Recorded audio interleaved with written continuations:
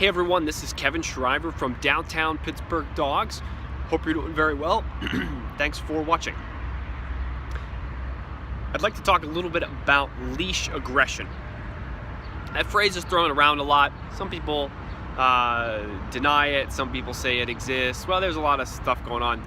It really doesn't matter. The idea is, can a dog act differently, or do dogs act differently when they're on a leash and when they're not on a leash, as it relates to going into the same situations with the leash on versus not having a leash on? Can dogs act different? The answer is, of course they do. If any of you have ever used the word leash aggression, you probably say, geez, my dog does better when it's off leash. Most people say that. It does better when it's off leash with other dogs than when it's on leash with other dogs.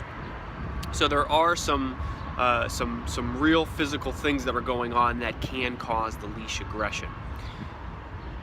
If you understand, some little basics here, some general dog psychology and animal psychology,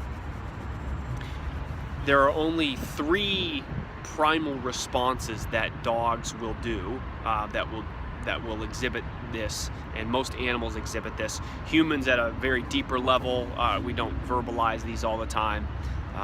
We're a little bit more complex than other animals in terms of our communication processes, but with other animals, these are 3 things they can do. They can either flee, fight, or freeze. So freeze, flight. They can run away, right? They can stand really still, or they fight.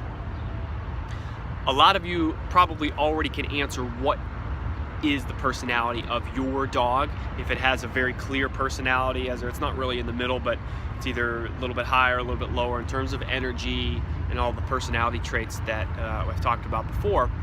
If you have a dog that likes to fight, you know it likes to fight, right? Boom. You know, something happens, something triggers them, they like to fight.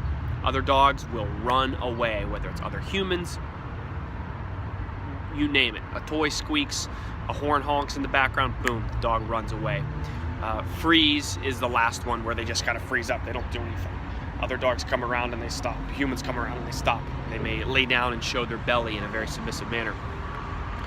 Well, what happens is that if you are putting a dog on a leash, you will get a different response from a dog.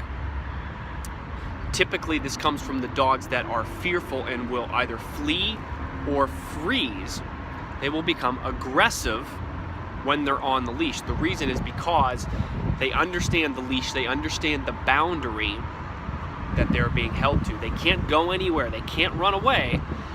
So their flee thing is gone, and they typically can't freeze because either someone's gonna keep pulling them or dragging them along.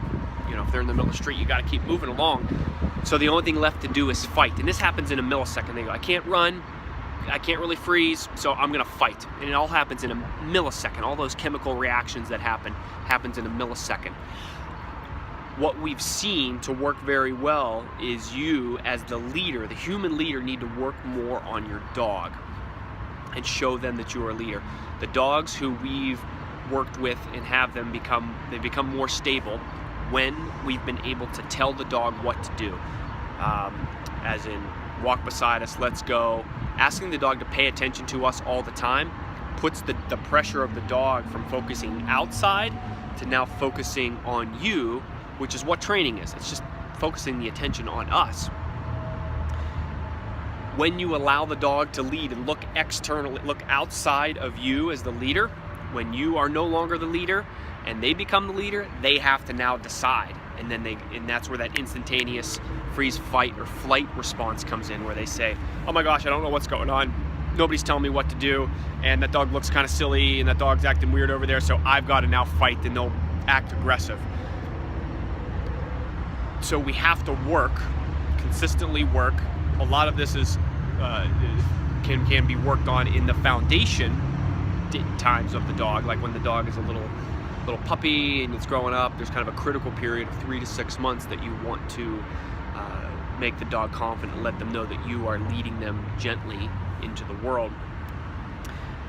But yes, you can work past leash aggression, or at least acting differently on a leash, if you continue to work on yourself as a leader and work on leading the dog properly, asking it to pay attention, exercising the dog regularly, giving it clear boundaries, giving it affection at appropriate times and not inappropriate times.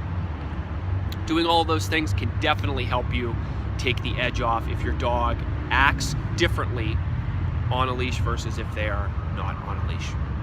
If you have any questions, please leave a comment below.